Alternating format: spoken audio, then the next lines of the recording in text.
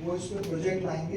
Project लाने के पहले पूरा बकाया दे देंगे बैंकों का और मजदूरों का। 500 हो जाएंगे जो चुकाया है, 500 में से 250 नगर निगम को और आईडीसी को मिलेंगे। ये ऐसा एक प्रस्ताव हम पहले कर चुके, पर समय के साथ एजेंसी बदल गई और अभी हाईकोर्ट ने जो प्रस्ताव था उसको अप्रूव भी कर दिया है। सरकार ने कैबिनेट से भी अप्रूव कर दिया है कि हाउसिंग बोर्ड इनके सारे पैसे दे।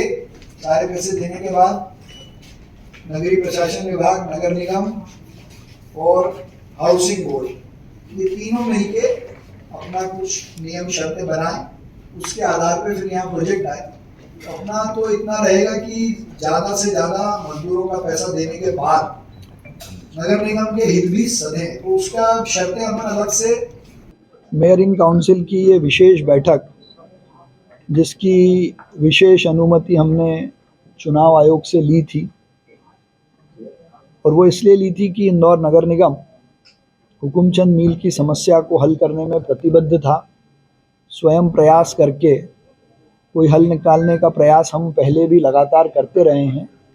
माननीय उच्च न्यायालय ने कैबिनेट के प्रस्ताव के आधार पर प्रदेश के यशस्वी मुख्यमंत्री शिवराज सिंह चौहान जी ने अपनी अंतिम कैबिनेट में मजदूरों के हित में निर्णय लेते हुए हाउसिंग बोर्ड को वो एजेंसी तय किया था जो उस ज़मीन पर प्रोजेक्ट लेकर आएगी, उनको अपफ्रंट पैसा देगी। और नगर निगम ने अपनी ये सहमति जताई थी कि हम अपनी ज़मीन उस प्रोजेक्ट के लिए देंगे। उस आधार पर उच्च न्यायालय ने उस प्रस्ताव को मंजूर करते हुए शीघ्र पैसा मजदूरों का और अन्य देनदारों को देने का निर्णय पारित किया है। उसमें एमआईसी की सैद्धांतिक सहमति और परिषद की सहमति अति आवश्यक है।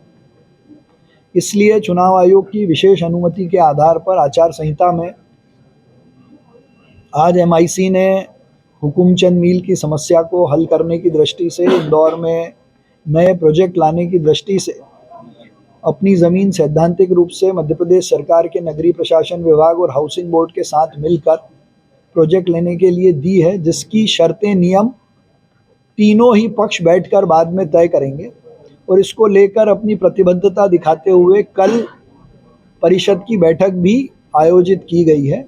आज की एमआईसी में केवल यही एक मुख्य और आवश्यक विषय था जिस पर सबने सर्वसहमति से अपनी सहमति दी।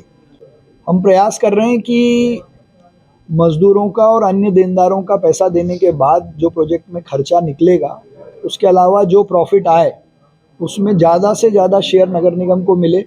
नगर निगम की हर दृष्टि से स्थिति ठीक करने के लिए जो प्रोजेक्ट आए उसका लाभ नगर निगम को मिले। इसलिए एमओयू की शर्तें जो हैं तीनों पार्टी के बीच में वो अलग से तय होंगी।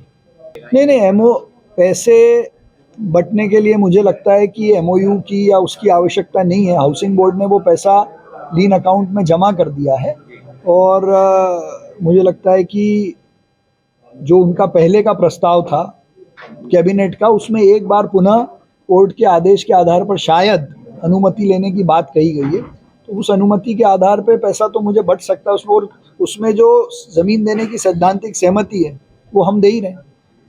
नहीं, उस पूरी ज़मीन में 1.5 हेक्टेयर का कोई ग्रीन बेल्ट बने, ऐसी हमारी मंशा है। ये प्रस्ताव हम रखेंगे।